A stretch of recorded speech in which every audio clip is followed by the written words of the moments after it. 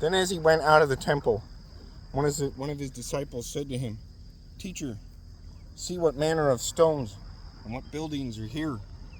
And Jesus answered and said to them, "Do you see these great buildings? Not one stone shall be left upon another that shall not be thrown down."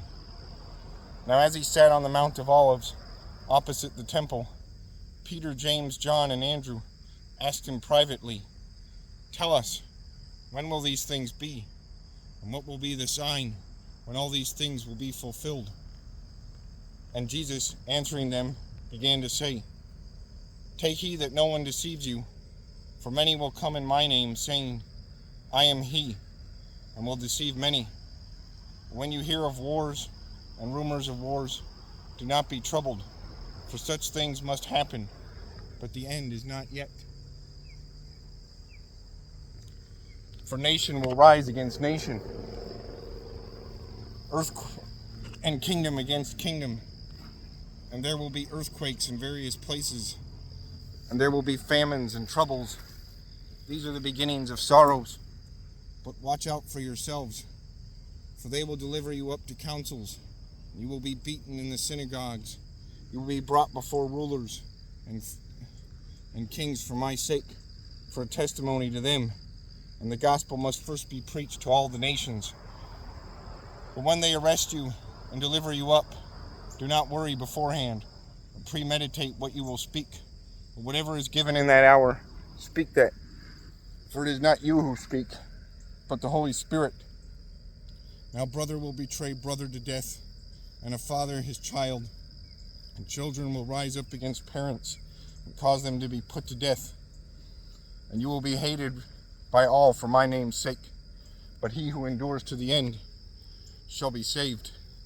So when you see the abomination of desolation spoken of by Daniel the prophet standing where it ought not, let the reader understand.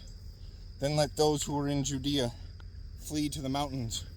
Let him who is on the housetop not go down into the house, nor enter to take anything out of his house.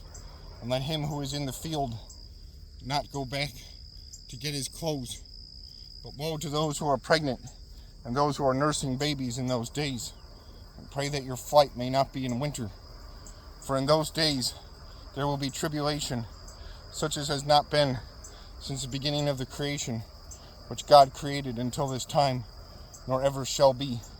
And unless the Lord had shortened those days, no flesh would be saved. But for the elect's sake, whom he chose, he shortened the days.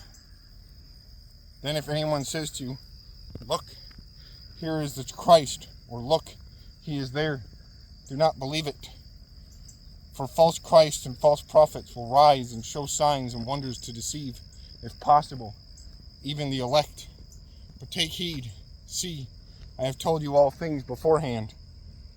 But in those days, after that tribulation, the sun will be darkened, and the moon will not give its light. The stars of heaven will fall, and the powers in heavens will be shaken. Then they will see the Son of Man coming in the clouds with great power and glory. And then he will send his angels and gather together his elect from the four winds, from the farthest part of the earth to the farthest part of heaven. Now learn this parable from the fig tree. When its branch has already become tender and puts forth leaves, you know that summer is near. So you also, when you see these things happening, know that it is near, at the doors. Assuredly I say to you, this generation will by no means pass away till all things take place.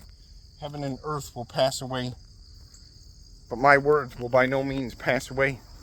But of that day and hour no one knows, not even the angels in heaven, nor the Son, but only the Father. Take heed, watch and pray, for you do not know when the time is. It is like a man going to a far country, who left his house and gave authority to his servants, and to each his work, and commanded the doorkeeper to watch. Watch therefore, for you do not know when the master of the house is coming, in the evening, at midnight, at the crowing of the rooster, or in the morning, lest, coming suddenly, he find you sleeping. And what I say to you, I say to all, watch.